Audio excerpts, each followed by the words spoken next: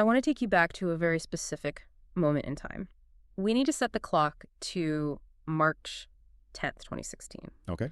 The location is Seoul, South Korea. We're in the Four Seasons Hotel. Mm-hmm. And the feeling in that room, I mean, all the sources we looked at describe it as just heavy. Yeah, tense. It wasn't just quiet. It was that kind of, loaded silence. Right, that oppressive silence, like in a courtroom right before a verdict is read. You can almost feel it. It's thick. It absolutely felt monumental. And you have to picture the scene. It's not just a quiet room. There are hundreds of cameras, flashbulbs going off, and literally millions of people are streaming this online. From all over the world? Every corner of the globe. Mm-hmm. And in the middle of all this media storm, you just have a simple wooden board. A Go board. And two players, well, it's sort of two players. On one side, you have Lee Sedol. A legend. And we really need to establish who this guy is for anyone who doesn't follow the game. He's not just a good player. In South Korea, he's a national hero, a celebrity. He's the Michael Jordan of Go. The Roger Federer. He has 18 world titles. This guy is the absolute apex predator of this game. He represents what, maybe thousands of years of human strategy and intuition, all distilled into one person. Perfectly put. He is the pinnacle of human mastery of the game. And on the other side of that table, Empty chair. an empty chair, just a computer monitor. And a man named Aja Huang, a DeepMind researcher. He's just sitting there very quietly, and his only job is to look at the screen and place a stone on the board exactly where the machine tells him to. He's basically a human robotic arm. Right, flesh and bone. This whole thing was called the DeepMind Challenge Match. Lee Sedol versus AlphaGo. Man versus machine. It sounds like such a cliche sci-fi setup, doesn't it? It really does. But this was the real deal. And looking back now, with all the hindsight we have, this wasn't just a game. This was one of those moments where the timeline splits. That's why we're going to spend our time here today. We have a massive stack of sources, articles, deep technical breakdowns, the documentary, some incredibly practical guides. Oh, that documentary is fantastic. It's incredible. And they all argue that this one specific match is the master key. It's the key to understanding the AI tools that you are probably using right now. Every day. Whether you're writing an email with ChatGPT or coding with Claude or trying to brainstorm something with Gemini, this is the origin story. And we're going to focus on two specific numbers that came out of this match. Move 37. And move 78. Move 37, the alien move, and move 78, which some people call God's touch. That's right. But I think we need to be really clear up front. This isn't just a history lesson. We're not just going to recount a board game from nearly a decade ago for fun. The argument we are building today, based on all this research, is that these two moves, they're actually a methodology. They're a blueprint. A blueprint for what, exactly? Well, honestly, a blueprint for survival in the age of AI. And not just survival for excellence. Okay, that's a big claim. It is. But the sources back it up. They suggest that if you really truly understand the logic behind Move 37, you stop using AI like it's a glorified search engine. Which is what most people do. It's what everyone does. Mm-hmm. And they get boring, average, predictable answers. But if you get this, you start using AI to find ideas that humans literally cannot see. And move 78, the God's touch. That's how you stay relevant. That's how you keep your humanity in the loop when the machine is, frankly, smarter than you in some ways. That is how you stay in the driver's seat. I love that framing. So the agenda for our deep dive is pretty straightforward. First, we have to unpack the drama of the match itself. We need to get into the weeds of the technical why behind the shockwave that this sent around the world. Right, you have to feel the moment. Second, we're going to look at the psychological fallout, because it got pretty dark for the human side of this equation. It got very dark. It was basically an existential crisis played out on live television for the whole world to see. And finally, the most important part, we pivot to the practical. We're going to workshop what we're calling the Move 37 method. We've pulled 5 specific prompt frameworks from our research that will fundamentally change how you talk to AI. We want to move you from just asking questions to actually orchestrating breakthroughs. I like that. Orchestrating breakthroughs. Okay, let's dive in. Let's do it. Okay, so to really understand why this was such a monumental event, we have to talk about the game of Go itself. I think a lot of people have this vague idea that it's hard, But they don't really know why it's so much harder than, say, chess. That's the key question. I mean, didn't a computer beat Garry Kasparov at chess way Yeah, back in the 90s? exactly. Deep Blue, 1997. That was a huge moment. Yeah. So why was Go still considered this unconquerable mountain for AI? Because Go is a completely different beast. It's an order of magnitude more complex than chess. It's not even in the same league. And how so? Are the rules more complicated? See, that's the paradox. The rules of Go are actually much simpler than chess. You just place stones on a board, and you're trying to surround and capture territory. That's basically it. So the complexity doesn't come from the rules. No, it comes from something we call the branching factor. In chess, after the first couple of moves, on any given turn, you might have, what, 20, 30, maybe 40 legal moves you can make? Okay, a manageable number for a computer to analyze. Right. In Go, on every single turn, there are about 250 possible moves. 250, wow. So the tree of possibilities just explodes outward. It gets wider, exponentially faster. The sources all love this one stat, and honestly, it never gets old because it just kind of breaks your brain every time you hear it. I think I know the one you're talking about. There are more possible legal configurations on a Go board than there are atoms in the observable universe. Every single time I hear that, I have to just stop and pause for a second. More configurations than atoms in the universe. Exactly. And what that means, practically, is you cannot brute force it. You can't just calculate your way to a win. Deep Blue beat Kasparov by essentially engaging in a math fight. It could calculate millions of moves per second, deeper than any human could. It just outmuscled him computationally. It did. But you literally cannot build a computer big enough or powerful enough to do that with Go. It's physically impossible. There isn't enough computing power on the planet to calculate every outcome. It's a solved problem that is unsolvable. So, if you can't calculate it, how do humans play it at a high level? Intuition. That's the word that comes up over and over again. Pattern recognition. Go is often called an art form for this very reason. An art form. Yeah. Top players, they look at a board and they don't just calculate, they feel the shape of the game. They use this very aesthetic language. They'll say things like, this shape feels heavy, or this group of stones feels really efficient, or this move feels elegant. It's abstract. It's beautiful in a way. It is. And that's exactly why everyone thought Lee Sedol was safe. The conventional wisdom was, okay, computers are great at math. They are not great at intuition. They don't do art. The human domain was supposed to be secure? For a while, at least. The prediction from the wider AI community was that we were probably a decade away, maybe even 2 decades away, from an AI beating a top human professional. And what did Lee Sedol himself think going into it? He was supremely confident. He publicly said he expected to win the match 5-0. He thought, maybe he might lose one game if he made a really careless mistake, but he fully expected to crush the machine. And then came game one. And then came game one, and Lee Sedol lost. That must have been a shock to the system for everyone watching. It was an earthquake, a huge one. But, and this is a really important detail, people found ways to rationalize it. They explained it away. Completely. The commentary at the time, if you go back and read it, is fascinating. People were saying, okay, Lee Sedol underestimated the machine. He was nervous. He played a bit sloppy. Now he knows it's a real fight. Exactly. Now the real master will show up for game 2. They really thought game 1 was just a fluke, a wake-up call. So that brings us to game 2. This is the setting for the moment that changed everything. The entire world is watching. Lee Sedol is focused. He's not underestimating it anymore. He's playing very cautiously. He is. He's playing a very solid, very professional game. He's probing the machine, testing it, trying to find cracks in its logic. The game has been going for about an hour. And then AlphaGo, which is playing the black stones, it pauses. It pauses. I thought computers were supposed to be fast. Well, it usually plays fairly quickly. Yeah. But on this move, it takes a long time to calculate. The clock is just ticking down.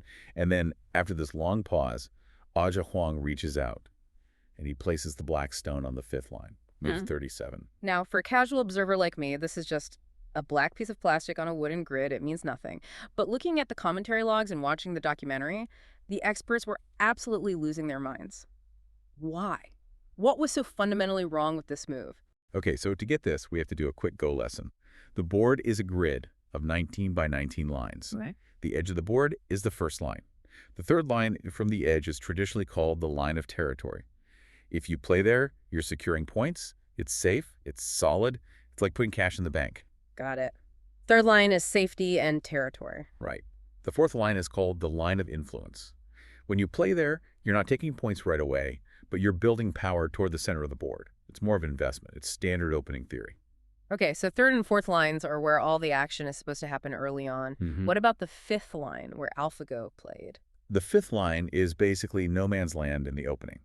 Playing on the fifth line so early is considered, well, the pros called it arrogant and inefficient. Why? Because it's too high up. You're trying to grab for the sky, and you're leaving the door wide open for your opponent to just slide in underneath you and steal all your territory on the third line. You get nothing. So if a human student played that move against their Go master, their teacher would smack their hand. Seriously. They'd say, don't be greedy. You're overreaching. You don't know what you're doing. It violates 2,500 years of established Go theory. So when AlphaGo played it, the immediate reaction from the experts wasn't, wow, what a brilliant, innovative strategy. It was. It was. Is that a glitch? They thought the machine was broken. They did. One of the commentators, a 9-dan professional that's the highest rank you can get in the keys, Go literally said on the live broadcast, is that a mistake? They genuinely thought maybe Asia Huang, the human, had misunderstood the instruction and placed the stone on the wrong intersection. That's how unthinkable this move was. It was more probable that the human made a physical error than the machine made a strategic choice. Precisely. Yeah. And Lee Sedol, what was his reaction in the room? Oh, it's visceral. You have to see the footage. He physically recoils from the board. Leans back in his chair. He stares at the board with his mouth just hanging open. The documentary catches this perfectly. He looks confused. He looks almost offended. Like, how dare you play this move against me? And he gets up. He stands up and leaves the room. He had to walk it off. He went to the restroom to wash his face. He literally needed to splash cold water on his face to try and reset his entire reality. Because in that moment, he's looking at the board and he's thinking, am I playing an idiot or am I playing a god? I don't know which one it is. Meanwhile, behind the scenes, at DeepMind headquarters in London. Total panic. Absolute panic. Demis Hassabis, the CEO of DeepMind, and his team are all watching the live feed. They see the commentators calling it a mistake. They see their opponent, a living legend, get up and leave the room in disbelief. So they assume the worst. Their first thought was, oh no, the beta software crashed. It's just made a random move. We were about to be globally embarrassed on the biggest stage imaginable. But here is the kicker, and this is the whole point of our story. It wasn't a mistake. No, not even close. And this is where we get into the alien part of alien intelligence. So later, the DeepMind team analyzed the logs to figure out why it played that move. AlphaGo basically has two neural networks that work together. One is called the policy network. And its job is to predict what a human would do. Exactly. It's been trained on millions and millions of games played by human experts. Its whole job is to mimic us, to predict the most likely human move in any given situation. So what did the policy network say about Move 37? For this specific board state, the policy network calculated that the probability of a human expert playing Move 37 was 1 in 10,000. 0.01%. Basically zero. No human would ever play that move. Yeah. So if AlphaGo was just trying to copy humans, it never would have found it. But AlphaGo has a second brain. It's called the value network. And what does that one do? That one doesn't care about what humans would do. It'd have one job. Yeah. Calculate the probability of winning from the current position. It simulates the game to the end thousands of times from that spot. So it's just pure, cold, probabilistic calculation. That's it. And the value network looked at that move, Move 37, and it said, I know humans think this is a bad move. I know it looks weird, but my simulations show that if I play here, my overall chance of winning the game goes up. So it completely ignored the human rulebook? It didn't even know the rulebook existed. It didn't care about territory versus influence in the way humans think about it. It didn't care about looking elegant or playing politely. It just saw a mathematical path to victory that required a completely new way of looking at the board. And did it work in the end? Was the move actually good? It was devastating. It was brilliant. That one stone, which looked so high and loose and inefficient at first, ended up, it was like a lighthouse. It radiated influence across the entire board. It supported an invasion on the opposite side of the board 50 moves later. It was a time bomb. A perfect analogy. It was a time bomb. And Lee Sedol couldn't counter it because he didn't even understand the nature of the threat until the trap had already snapped shut around him. This is exactly why we call it alien intelligence. It's not just faster math. It's a different kind of reasoning. It's a logic that is foreign to us. Precisely. You could call it creativity. But it's not human creativity, which is born from experience and culture and aesthetics. This is creativity born from pure probability, completely unburdened by history or habit or what we call best practices. And for a master like Lee Sedol, who has spent his entire life mastering those human best practices, that must be terrifying. It broke him. He lost game 2, and then he went on to lose game 3 as well. He was down 0-3 in a best-of-5 match. The series was over. The machine had won. I really want to pause on the psychology of that moment, because the sources, especially the documentary, they mention a press conference after game 3 that is just, it's heartbreaking to watch. Yeah. You have to put yourself in his shoes. Lee Sedol felt he was defending humanity. I mean, that's a ridiculously heavy cape to wear, right? Weight of the entire species on your shoulders? And he felt he had failed. He walked into that press conference, and his voice was shaking, and he apologized. He looked at the cameras and said, "I am so sorry for being so powerless." He felt he had let everyone down. Wow. That's heavy. It is. Can you imagine? It's the slow, dawning realization that the one thing you are the best at in the entire world, the thing that defines your existence, your identity, your life's work, is now done better by a box of circuits. But the story doesn't end there, which is what makes it so compelling. We have to talk about Game 4. Because if Move 37 is the alien entering the room, then Move 78 is the human fighting back. Game 4, the God's touch. So the scene is set. Lee Sedol has nothing left to lose. The match is already lost. He's just playing for pride now. He's playing for humanity's pride, really. And AlphaGo is playing a perfect game. It has built this massive formation in the center of the board. In Go, they call it a moyo. It looked like an impenetrable fortress of black stones. It looks like another inevitable loss is coming. Absolutely. Yeah. The commentators are basically writing the eulogy for the game already. They're saying, well, he fought hard, but the black formation is just too big. There's nothing he can do. And Lee Sedol just sits there. And he thinks. And he thinks for a long time. For 30 minutes, which is an eternity in a timed match like this. He's just staring at the center of the board at this black wall. And then he plays Move 78. He picks up a single white stone and places it at the intersection L11. It's a wedge, a single stone, right in the heart of the black formation. It looks suicidal. It looks completely suicidal. It's surrounded, it's tight. It looks like it's going to be captured immediately. And here is the beautiful symmetry of the story, the poetic justice. What did AlphaGo's own internal analysis think of this human move? It's just perfect. The logs showed that AlphaGo's policy network, that's the one that predicts human moves, had, of course, calculated the odds of a human playing Move 78 in that position. And let me guess, the odds were about 1 in 10,000. Less than 1 in 10,000. So it's the perfect mirror image of Move 37. It is the exact mirror. But here is the critical, crucial difference. For Move 37, the machine's value network said play it anyway. For Move 78, because the probability was so low, AlphaGo's search algorithm pruned it. Pruned it.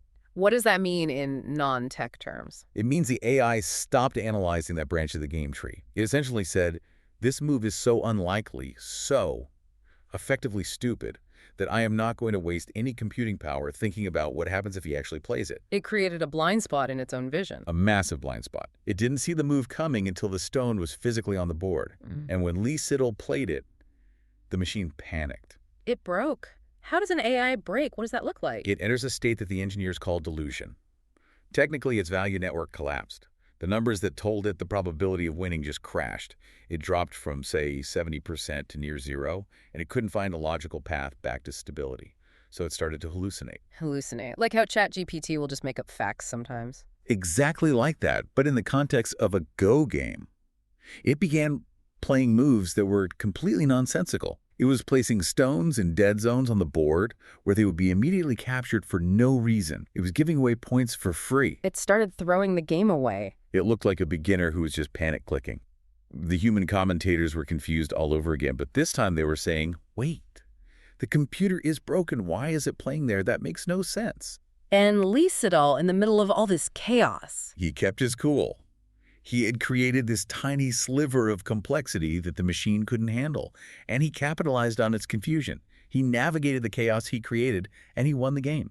the only win. The only game any human ever won against that specific master version of AlphaGo. That is, it's oddly inspiring, isn't it? It suggests that even when you're up against a superintelligence, there's still a role for the human wedge. It suggests that machines, no matter how powerful, have blind spots that are born from their own logic. They rely on probability. And humans, we can rely on the improbable. We can inject a piece of context or creative spark that the machine has already discarded as being too unlikely to consider. I do want to touch on the aftermath, though, because while Game 4 was this incredible, triumphant victory, the war was still lost. AlphaGo won the series 4-1. It did. And the long-term impact on Lee Sedol was profound. He retired from professional Go just 3 years later, in 2019. And he was very explicit about why. He didn't say, I'm getting old or I'm losing my touch. No. His retirement quote is haunting. He said, "Even if I become the number one, there is an entity that cannot be defeated." He realized that the human race to the summit was over.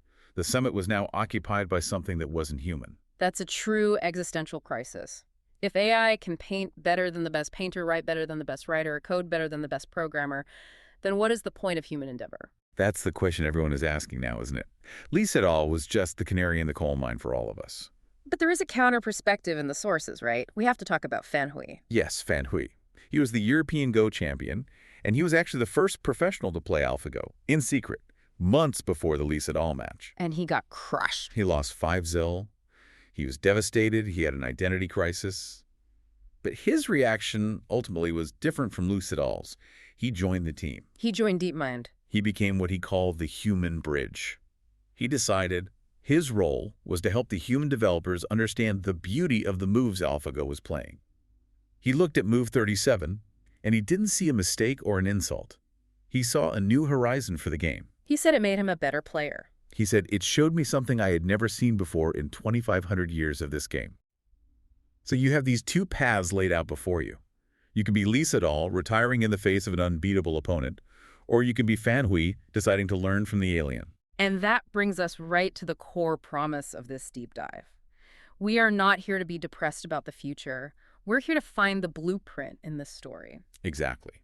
Because we aren't Lee Sedol. We're not in a position where we are competing against the AI in a head-to-head match. It's not a zero-sum game for us. Not at all. We're playing with it. We're on the same team. And that changes everything. Everything. The sources all argue that we need to look at Move 37 and Move 78, not just as historical events, but as a workflow, a specific methodology for how we should operate with these tools. So let's pivot. Let's go from the Go board to the laptop.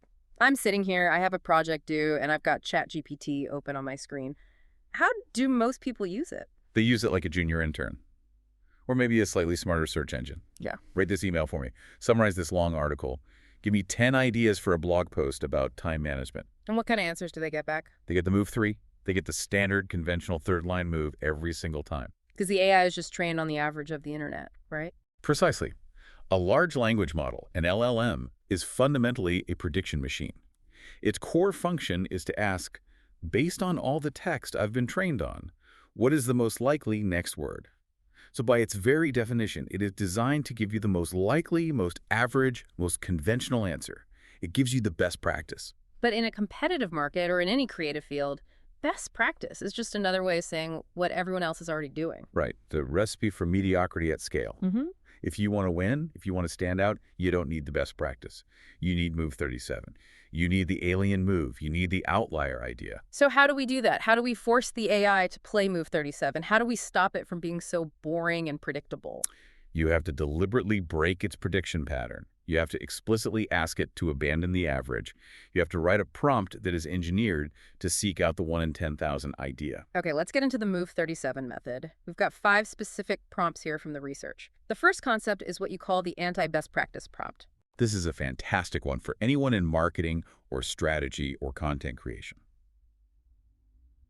Anyone whose job depends on fresh ideas. Usually you might ask an AI, what are the best practices for launching a new podcast? And it'll say, be consistent, provide value to your audience, engage with your community on social media, blah, blah, blah. Totally boring, totally useless. The Move 37 version of that prompt is, act as a contrarian business strategist.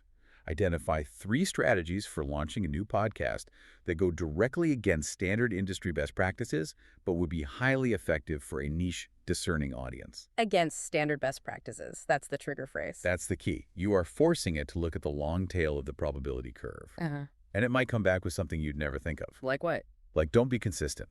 Instead of weekly episodes, publish irregularly to create a sense of scarcity and anticipation. Market them like drops in the fashion world. That's interesting. It's risky, but it's definitely not boring. Yeah. Or it might say, don't provide immediate value. Start the podcast with a complex mystery or a puzzle that the audience has to solve together over the first 5 episodes before they get the real content. And suddenly, you don't just have a podcast, you have a campaign that stands out because it breaks all the rules. I really like the idea from the sources of doing a temperature check. Yes. This is a great way to de-risk the alien move. Don't just bet the farm on the weird idea. You ask for both. You say, give me one conventional best practice plan for this project and one Move 37 contrarian plan. Then, compare the potential risks and rewards of each approach side by side. So you get the safety and predictability of the third line, and you get the massive upside potential of the fifth line. Exactly. And you, the human, become the selector. You're not just taking orders from the AI, you're the coach, looking at the playbook and deciding which play to run. Okay, so that's how we find Move 37. Let's talk about Move 78. In the game, this was the human finding the machine's blind spot. How does that translate into prompt engineering? Move 78 is your role in the conversation. You have to remember, the AI always has blind spots. It lacks real-world context. It lacks genuine emotion. It lacks your specific unstated constraints. Like what? It doesn't know that your boss absolutely hates the corporate buzzword synergy. It doesn't know that your target audience is made up of burnt-out parents who are tired of hype. It doesn't know your personal brand is built on humility. So when the AI writes a marketing plan for me, and it sounds a bit, I don't know, robotic and soulless. That's the delusion. It's confident, but it's hollow. Your job is to be Lee Sedol. Your job is to inject the human wedge. Can you give me a specific example? Sure. Let's say you're a small business owner and you have to write a difficult email to your clients announcing a price increase. You ask the AI to draft it. It gives you a very logical, very corporate-sounding explanation. Dear valued client, due to inflationary pressures and rising operational costs, we will be adjusting our rates effective June 1st. It's logical, but it's cold and it's going to annoy people. Exactly. The AI optimized for logic. Now, you play Move 78, Yeah. you reply to the AI and you say, this is logically sounds, but it lacks empathy and it feels transactional. Rewrite this, but assume the client is also feeling stressed about their own budget cuts. The tone needs to be one of partnership, not a corporate decree. Frame this as a way to ensure we can continue providing the level of service they rely on and maybe offer a bridge option for loyal customers. Ah, I see. The AI didn't know the client was stressed. It didn't know the relationship was important. That's the human context. That is the wedge. You are forcing the machine to recalculate its entire approach around a human reality that it was blind to. You are grounding its logical hallucination in emotional truth. This is great. I want to get really specific now. We have a list of 5 powerhouse Move 37 prompts from our notes, and I want to walk through them one by one because they're specifically tailored for our listeners, people who are busy, maybe juggling a side hustle, feeling a bit overwhelmed by all this tech. These are designed to be unstuck prompts. When you're staring at a blank page, these get you moving. Okay, number 1 we've touched on, the anti-best practice prompt. But let's look at number 2. The invisible asset detective. I love this one. This is for the person who says, I don't have a good business idea or my skills aren't special enough to sell. The imposter syndrome prompt. It's the ultimate imposter syndrome killer. We all tend to undervalue our own native skills because they feel easy to us. We think, oh, I'm just good at organizing the family schedule. I just know how to grow tomatoes in my garden. I'm just the person everyone asks to fix their Excel formulas. We see those things as mundane chores, not assets. Right. So here's the prompt. You just dump all of those boring skills into the AI. Everything you can think of. I managed a household budget for 20 years. I'm really good at growing tomatoes. I'm very organized. I read a lot of classic science fiction novels. Then you give it this command. Analyze these disparate skills strictly for pattern recognition. Combine them into 3 novel digital product or service ideas that a standard career coach would never, ever suggest. That a standard career coach would never suggest. That's the Move 37 trigger right there. That's the magic phrase. Yeah. You want the alien combination. And it might come back and say something wild like, combine your skill in gardening and Excel logic to create a permaculture planning spreadsheet, a digital tool for serious urban farmers who love data. That's actually a brilliant product idea. I know people who would buy that. And it's an idea you would never find if you just asked the AI, what business can I start with gardening? You need the AI to be your detective, to find the invisible connection between the disconnected nodes of your own life. Okay, number 3 on the list. This one is my absolute favorite. The strategic laziness scheduler. This is the game changer for anyone who feels overwhelmed. This is all about leverage. Right, because normally we ask an AI to organize my to-do list. Which is fine, but it just rearranges the deck chairs on the Titanic. You still have to do all 20 tasks. You just have a prettier list to look at while you drown. So what's the Move 37 version of that? You paste in your entire messy to-do list, and you give it this prompt. Do not organize this list. Instead, identify the Move 37 opportunity within it.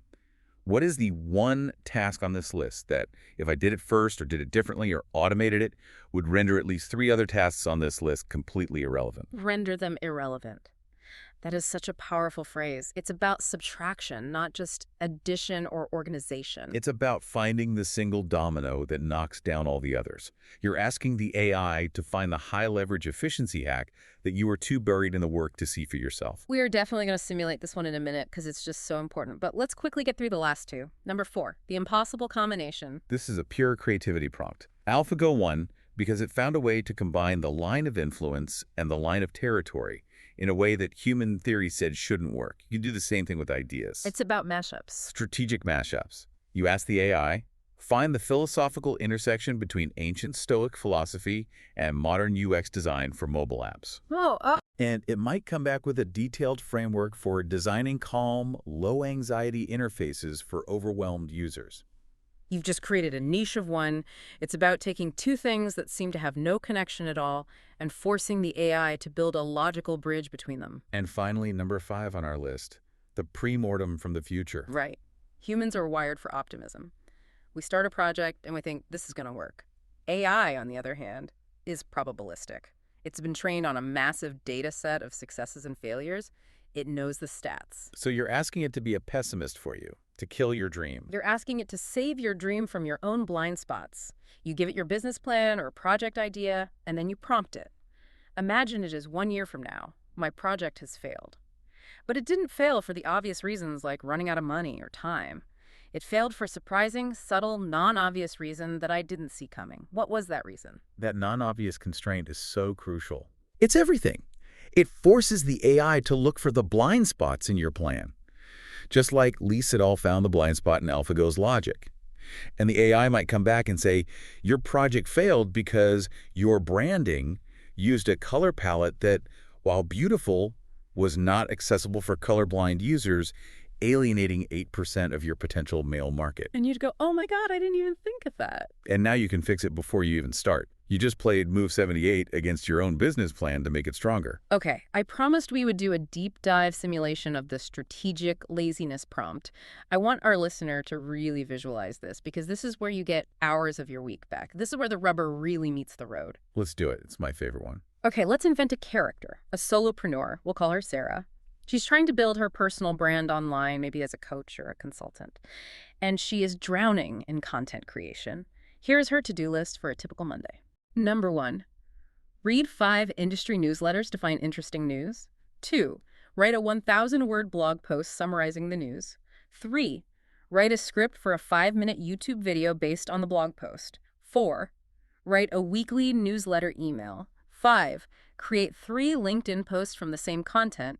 And 6, reply to comments on all platforms. Okay, that sounds like a nightmare. That's a full-time job, not a to-do list. That is a full day of just staring at a blinking cursor. Exactly. So the standard non-Move 37 approach is she asks ChatGPT, help me make a schedule for this. And it spits out a nice, neat calendar, 9 a.m. to 10 a.m., read newsletters, 10 a.m. to 12 p.m., draft blog post. If you just keeps her on the hamster wheel, maybe a slightly more organized hamster wheel, she is still doing all the typing, all the writing. So instead, Sarah decides to play Move 37. She pastes that entire list into the AI and she asks the magic question.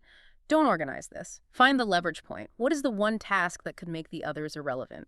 Okay, so the AI isn't looking at time management anymore. It's looking at the content flow.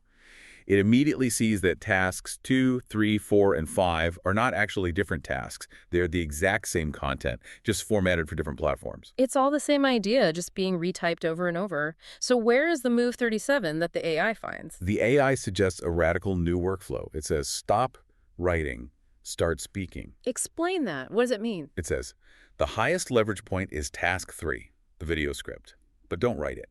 Instead, combine task 1, reading, and task 3, Open a voice recorder on your phone. Read the news articles out loud, and as you do, just riff on them. Ad-lib your thoughts. Rant about them. Record your genuine, unfiltered reaction for 15 minutes. So she's not writing anything. She's just talking to herself in a room. She is thinking out loud. No typing, no pressure, no blinking cursor. Yeah. Then she takes that messy, raw audio file and gets it transcribed, which is super easy to do with AI now. And here comes the final prompt. She uploads that rough transcript to the AI and gives it this command. Here is a transcript of my raw spoken thoughts on this topic. Acting as a professional editor and content strategist, please turn this into A polished 1,000-word blog post with clear sections. B, a short conversational newsletter email. And C, 3 punchy, thought-provoking LinkedIn posts. Wow. She did not write a single word of her final content. She just thought out loud for 15 minutes. And the AI did all the heavy lifting of structuring, formatting, and polishing. She just collapsed 4 separate, painful writing tasks into one easy speaking task. That is Move 37 thinking. It's not about typing faster or being more disciplined. It's about questioning the fundamental rules of the game. The rule was, I must sit down and type to create content. The AI showed her that rule was just a human tradition, not a physical necessity. It changed the entire game board for her. That is the paradigm shift we're talking about. We get so stuck in the ritual of work. We think work looks like me, sitting at a keyboard, typing. And AI allows us to bypass the ritual and go straight to the intended output. It separates the act of thinking from the act of formatting.